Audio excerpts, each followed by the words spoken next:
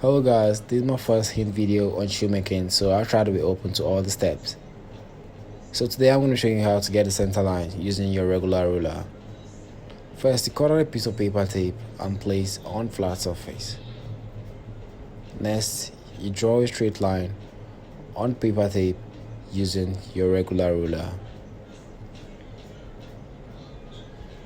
Once that is done, next you locate the center of the last, starting from the instep, and also center of the last starting from the further edge of the toe.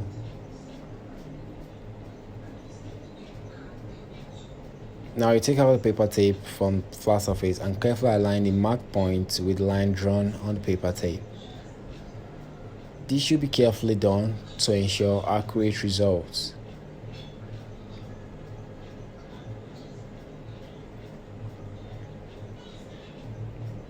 Now you carefully stretch out the paper tape at the toe to avoid all rough edges.